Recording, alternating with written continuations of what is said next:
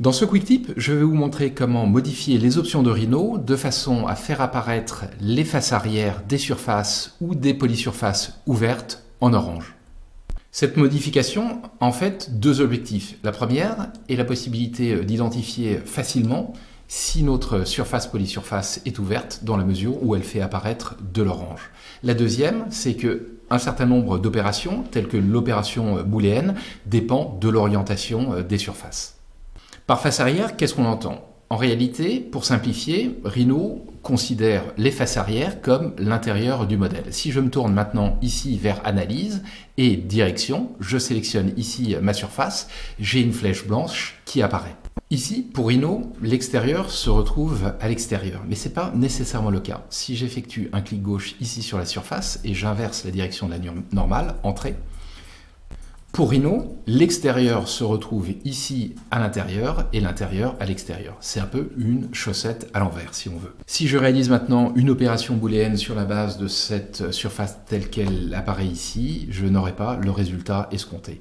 À noter qu'un solide a toujours les normales qui pointent vers l'extérieur. C'est une norme et c'est une norme que Rhino respecte. Donc ici, je me tourne vers solide, boucher les trous plans ici, sur la base de cette surface.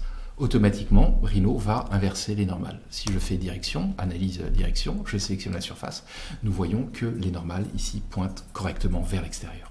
En réalité, à la création du solide, Rhino a inversé les normales pour respecter cette norme.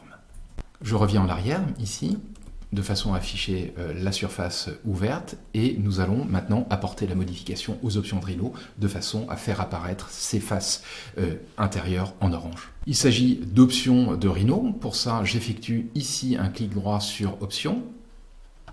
Donc ici, le menu des options s'ouvre. Et si je me tourne vers Vue, tout en bas, ici, mode d'affichage, et je me tourne ici, je suis en mode de visualisation qui est semi-transparent.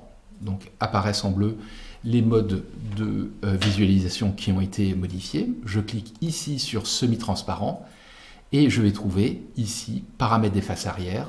Là, je sélectionne couleur unique pour toutes les faces arrière et j'ai la possibilité de sélectionner la couleur orange. Alors ça condamne l'utilisation de la couleur orange dans les calques, mais voilà, c'est un mal nécessaire. Ici, j'accepte. À noter que cette modification ici ne s'applique qu'au mode d'affichage sélectionné, ici en l'occurrence semi-transparent.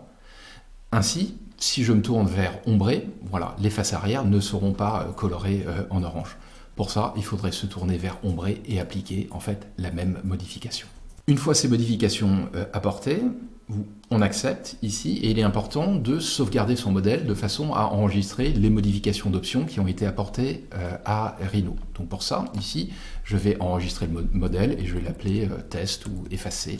Voilà. Et donc c'est cet enregistrement qui enregistre encore une fois les options de Rhino. L'enregistrement du fichier nous assure que à l'ouverture d'un prochain fichier, les faces arrière s'afficheront donc en orange. Ce quick tip est maintenant terminé. Il nous a permis de voir comment modifier les options de Rhino de façon à faire apparaître les faces arrière en orange.